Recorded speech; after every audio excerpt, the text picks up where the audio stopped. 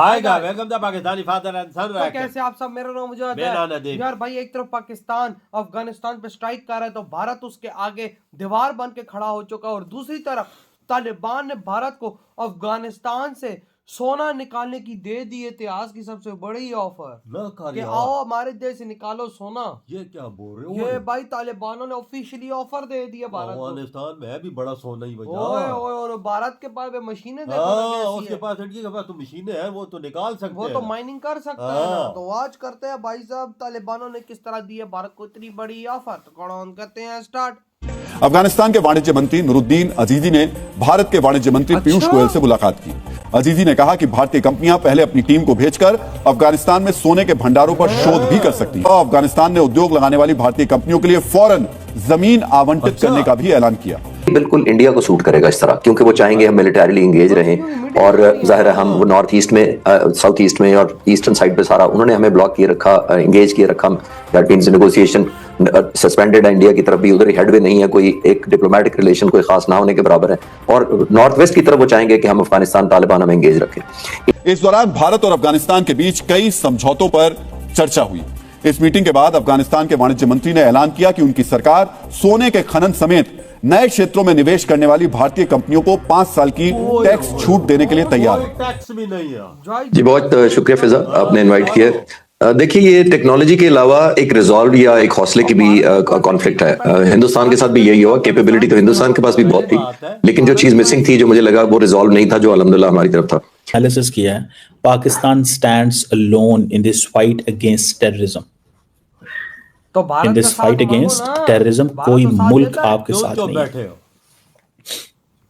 जब दुनिया ये कहती थी कि जनाब आए अफगानिस्तान के अंदर दहशतगर्द जमातों को एलिमिनेट करें, तो पाकिस्तान चल पड़ा। पाकिस्तान की सोसाइटी, स्टेट, सिस्टम, फौज, अवाम सब जाके उन्होंने हेल्प की दुनिया की, और सारे के सारे जो टेररिस्ट अटैक है वो पाकिस्तान में हुए। तो क्यों की हेल्प? दिमाग खराब था। समझ रहे हैं भारत अभी तो इंडिया की कैपेसिटी हमारे से कहीं ज्यादा है एज कम्पेयर टू अस, उनको इंसेंटिव देने की या एक बार्गेनिंग चिप के तौर पर ऑफर करने की। जो उनकी पोजीशन ऑफ फाइनेंशियल स्ट्रेंथ है वो बहुत ज्यादा उनको लीवरेज देती है, वो बहुत ज्यादा। और एक और चीज जो ऐड करती है, वो अफगानिस्तान की जो हुकूमत है, वो मिस्टर मनीर साहब ने बिल्कुल ठीक कहा कि वो एज अ स्टेट नहीं ऐड कर रहे। वो करते हैं जैसे पावर हब्स होते हैं या एक ग्रुप होता है, प्रेशर ग्रुप होता है कि आप। जय हिंद दोस्तों, तालिबान के ट्रेड मिनिस्टर का भारत दौरा हम सबको पता है, और तालिबान के ट्रेड मिनिस्टर ने भारत को जो चीजें ऑफर की है और जिस तरीके से पाकिस्तान और अफगान तालिबान के रिलेशन हॉस्टाइल चल रहे हैं, उसको लेके पाकिस्तानी मीडिया में काफी ज्यादा हलचल है।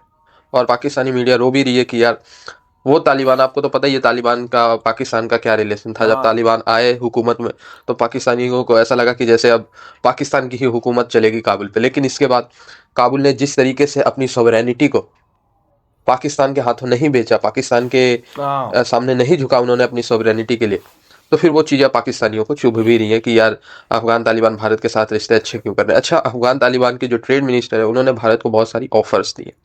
माइनिंग सेक्टर में गोल्ड माइनिंग को लेके उन्होंने, क्योंकि भारत आपको पता है गोल्ड एंड ज्वेलरी बनाने में दुनिया का सबसे टॉप मोस्ट देश, तो इसलिए अफगान तालिबान ने जो है भारत को ऑफर किए कि आके वो माइनिंग सेक्टर में पहले जांच करें, इसके बाद जो है वो माइनिंग सेक्टर गोल्ड खास करके निकाले और उसको जो है बेचे, और इससे दोनों देश का फायदा हो।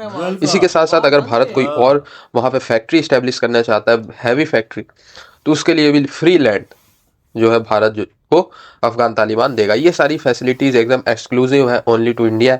ये सारी फैसिलिटीज़ पाकिस्तान मांगता है, जबकि पाकिस्तान खुद नहीं करेगा ये सब, पाकिस्तान चाइना से करवाएगा। पर पाकिस्तान एक लेवरेज लेना चाहता है अफगान तालिबान के ऊपर कि अफगान तालिबान की ज़मीन जो है पाकिस्तान की मर्जी से चाइना यूज करे, ताकि एक बड़ा चंक फायदे का पाकिस्तान की मिलिट्री ले सके। लेकिन अफगान तालिबान खुद अपने रिसोर्सेज का डील करना चाहते हैं, वो भी ऐसे देश से जो उनके साथ फेयर रहे। तो ऐसे में भारत ये जो अफगान तालिबान का ट्रस्ट जीतने में फिलहाल कामयाब रहा है, और ये चीजें पाकिस्तानियों को बिल्कुल अच्छा नहीं लगा।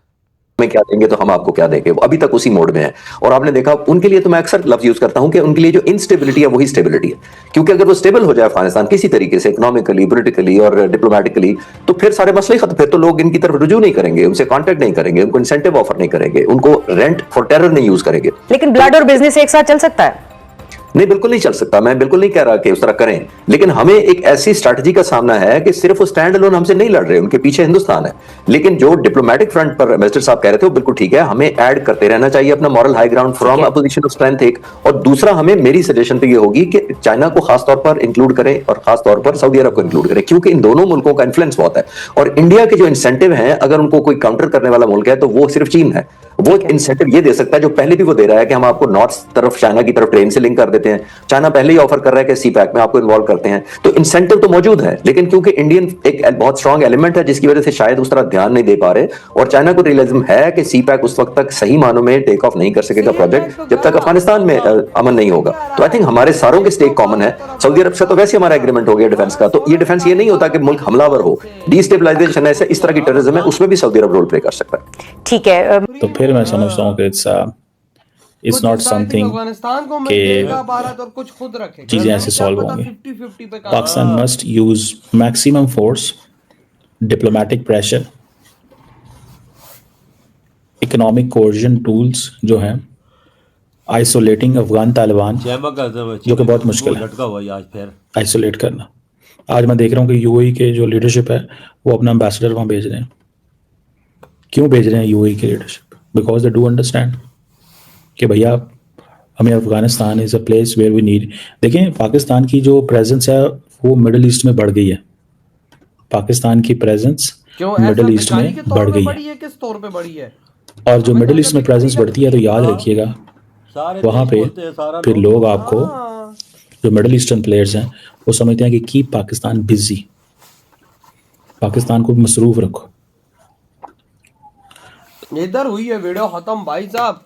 अंदाजा लगाओ भाई, अफगानिस्तान ने ऑफिशियली भारत को इनवाइट कर दिया है अपने देश के अंदर गोल्ड की माइनिंग के लिए, और भाई बोला है 5 साल तक कोई टैक्स नहीं है, कोई स्किपर आप लाओ मशीन है, आप अपनी पूरी टीम भेज लो। बेशक पहले कहते हैं भाई साहब सोने की जगह हम बताएंगे, वो वहां पे पूरा वो करें, विजिट करें, देखें कितना सोना है। यार वजह मैं बोल रहा हूँ बहुत बड़ी ऑफर है, नहीं तो सोने के खजानों पे कोई हाथ डालने देता है? लेकिन भाई साहब अफगानी जान देते इंडिया पे, वो तो कुछ भी कर सकते हैं। अभी मैं सीधी बात करूंगा, अफगानिस्तान को भी पता है कि भारत को जो हम ऑफर कर रहे हैं उसको उनके पास तो कैपेसिटी नहीं है ना माइनिंग। बिल्कुल ना हमारे पास है, पाकिस्तान के पास भी नहीं है, नहीं है, चाइना के पास है और भारत के पास है। तो भाई चाइना को वो घुसने नहीं देंगे, क्योंकि उनको पता है चाइना एक ऐसा हरामी देश है कि जिस देश में घुसता है उसकी माँ बहन एक करके निकलती है, जैसे हमारी कर दी है सर। बिल्कुल। तो उन्होंने भारत को बोला कि आप आए हमारे देश के अंदर माइनिंग करें, 5 साल तक हम कोई टैक्स भी नहीं लेंगे, और आधा आप रखो आधा हम रखेंगे, जो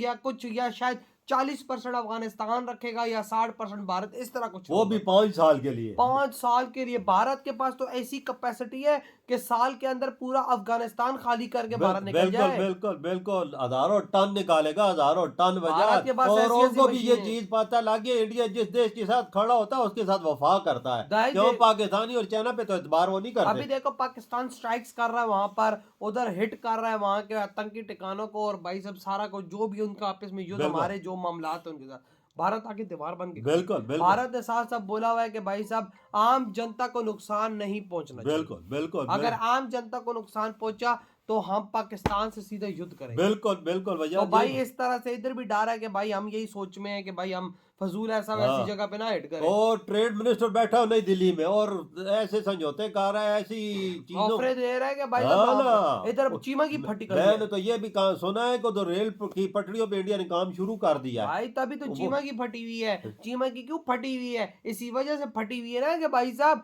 वो भारत और अफगानिस्तान आपस में मिल के सोना निकालेंगे, वो भी अफगानिस्तान से। वो याद इंडिया में कितना सोना आ जाएगा, वो देखो ये ना सोच। और भाई भारत पे ऑलरेडी भगवान की कृपा है, वो भारत इस टाइम सोनों में डॉलर्स में खेल रहा है, इसमें कोई शक की बात नहीं है। और ऊपर से दुनिया जो भारत पे एतबार कर रही है उसका तो फिर वो कोई हिसाब ही नहीं है। तो अंदाजा लगाना तालिबान जैसा बंदा एतबार इंडिया पे कर गया है, देख लो, सोच लो। इंडिया फिर सच में खड़ा होता है ना, इंडिया के जिसके साथ खड़ा हो, मैं बोलता हूँ वो देश को कोई नहीं हिला सकता। सही कहा। तो भाई आपका क्या थॉट है? इधर ही बड़ा तुम करते हो तो